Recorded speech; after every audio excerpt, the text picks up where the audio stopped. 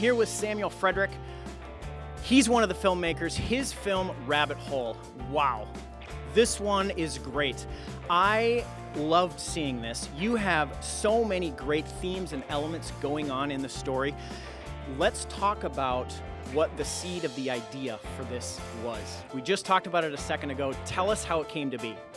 Well, Rabbit Hole was inspired by a lot of different things. I mean, obviously, a lot of it's brought about by my love of Miyazaki, Adventure Time, stuff like Dark Souls, but... and these are film influences of yours, yes? Film and games, whatnot. Great. I've always been a huge fan of post-apocalyptic media, and I really wanted to give kind of my own contribution to that. The original idea for this actually started from a dream I had about a year ago where, I don't know, I just kind of imagined myself walking down a long sort of dark hole with something at the end that I needed to find. And so, yeah, that was sort of the seed of this idea, and from there I kind of expanded from that into what you can see. All right, which is a great allusion to the title of your film. Now, you're talking about a dream that you had, but yet your main character is a young girl. That's right. So talk to us about how the choice for that character came to be. Well, I mean, a lot of that has to do with, I think, child protagonists are always very compelling because they tend to be the characters that we expect the least from, and we expect them to always be sort of coddled and not be able to look out for themselves. So I think putting a child character in an environment like this is a very interesting and compelling way to go about it. And I've always been fascinated by child psychology, and I think that looking at movies through a child's eye is always interesting because it's so much more sort of open and so much more, I don't really know how to put it into words, but so much more... You're doing a great job. This is great. Thanks. And, they're more open to things, and experiences can be so much more frightening or so much happier. I feel like as you grow older, your sort of emotional range kind of becomes stunted. You don't feel as happy as you were or as sad as you were, but with children, there's a much broader range to work with. That spectrum remains so wide. Exactly, and that's why I thought it would be interesting for this movie. And it is interesting. It's fascinating because you're exploring this story through animation without any dialogue. You have some vocal reactions from your young character, but yet talk to us about going in the animation route because you're exploring this child's world, but there's a mood to it. There's some violence in the film. There's some real, I don't want to say, well, I'll say it, some aggressive themes that are happening in the girl's story. Talk to us about the dichotomy of that, a young girl's life and those themes happening in her mind and maybe in her reality. Yeah.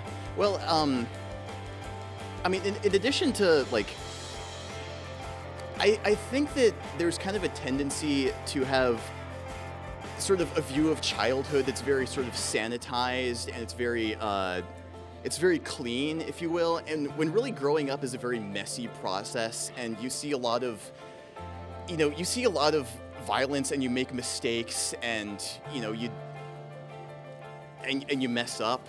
Yes. So I think there is kind of a lot of darkness and uncertainty to growing up, because you're emerging into this world that you don't know, and there's so much to it that's confusing, and you're trying to understand. So I think there is a lot of darkness to growing up, but I think at the end of the day, the film is also very hopeful because... Absolutely, that's where I was going to segue. Yes, say more. Well, I mean, I don't know, because she has to make a choice in the film, which I don't think is the right choice in the context, but I do think she's learned from it at the end, and she's growing to be better able to sort of find herself in this crazy world that she lives in. So that being said, you're talking about hope, and it's told through the theme of a dream. But yet, as we just discussed off camera, I was a little bit turned around because there is a dream, yes?